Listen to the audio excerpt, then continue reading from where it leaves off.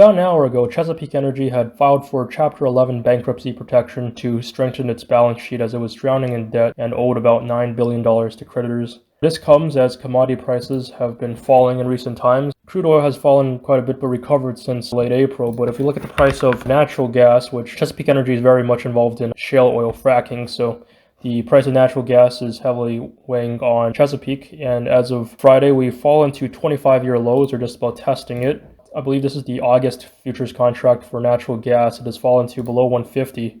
And as you can see, these are historical lows. We haven't really seen these levels since the summer of '95. So it's been a nice 25 years since we've seen natural gas levels trading at this price. And as a result, I think Chesapeake just kind of understood in the short term it wasn't exactly going to have much cash flow. And as a result, filed for bankruptcy protection so that it can strengthen its balance sheet moving into the future. I think their move makes quite a bit of sense. We look at their most recent quarterly filing. Their current assets are essentially less than $2 billion, and half of that, I'm going to guess, hedging current assets means some sort of position in the oil and natural gas futures contracts. But, their cash is less than $100 million. Their receivables, I'm not sure when that actually comes in, but it's still under $1 billion. Meanwhile, we look at their total liabilities. They have current liabilities due in a year of about $2.2 billion and long-term liabilities of over $9 billion. So I think it makes sense to file for protection. If you look at their income statements, they are not making money at this rate. They're really not, especially with the depreciation on their plants and all that sort of thing. They're not going to make any money when natural gas is at a 25-year low.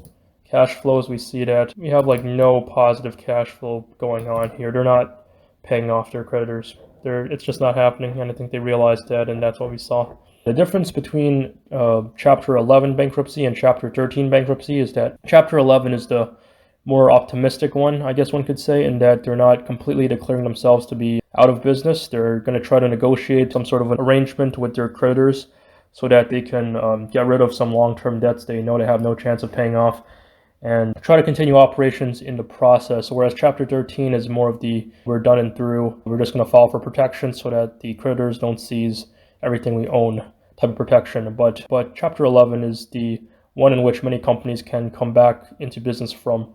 So it's interesting to see where we will head into the future. We've seen many similar instances of Chapter 13 filings or Chapter 11 filings, by large companies. The most prominent one I could remember is Arc Coal. I believe they filed for protection in 2015 or 2016 as their share price was falling quite a while ago. This is the new shares, though. I should mention what happened to the old shares was after they declared Chapter 11, their shares got moved on to the OTC Pink, so it was trading at about $1, between $1 and $2 for some time. And then Trump won the election, and I think riding on that momentum, they decided that they were going to emerge from Chapter 11 bankruptcy and go back into business officially and relist on the New York Stock Exchange. But what happened after that was that the old shares, the ones that were trading on the pink sheets, essentially got canceled out. I believe it was more of an administrative decision, and as a result, they issued new shares, as you can see here with the new IPO in late 2016. But their old shares, you can see, are not here, even though this company's been around for much, much longer than a few years. You don't see them because they've been completely delisted, removed, gone. And I believe shareholders for the old shares were left with nothing. And we might see something similar happen with Chesapeake, depending on how you look at it. If you hold on to these existing shares, what's most likely going to happen again is that they're going to move on to the OTC Pinks, since it's not a Chapter 13 filing. As for whether Chesapeake stock is going to have any value moving into the future, I'm going to say it's quite unlikely. If it does recover, we've seen instances in which this company has bounced quite a bit. In the short term, on a bunch of short-term optimism, we certainly do see its spikes, but in the long term, you can just tell by the chart, it's been conducting quite a few reverse splits. The shareholder value has completely been destroyed over the past few years, and as a result, I just don't know if I'm going to be interested in buying this company at all. I tend to stay away from these sort of filings. I'm not quite interested in buying Chesapeake stock at all at the moment. I tend to stay away from bankruptcy proceedings because it does get really messy.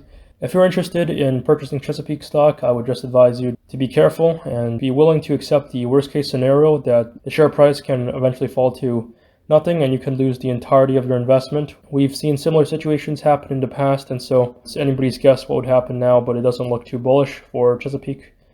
I think what happens on Monday is that we might fall a little bit, but I think the bankruptcy was already priced in for the most part.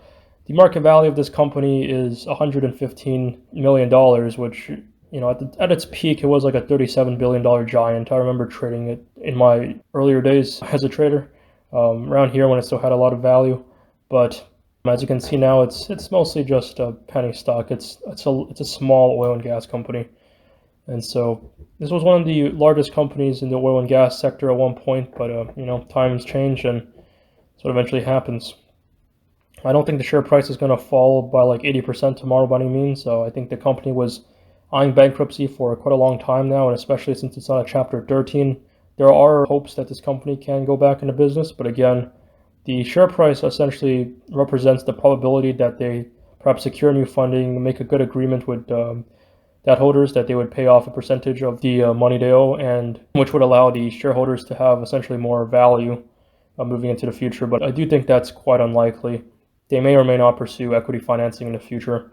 So really, it's anybody's guess as to what will happen. And so that is going to be my analysis on Chesapeake Energy. I hope none of you guys suffered substantial losses holding on to this thing. But yeah, a lot of natural gas and oil companies are doing pretty poor at the moment. I think bankruptcies like this are going to help the commodity prices in the long run because, again, it's such a supply and demand driven asset. But in the short term, yeah, I don't know if it's going to have too big of an impact. And it's interesting to see where we'll go from here. I wish you best of luck in your trading and take care.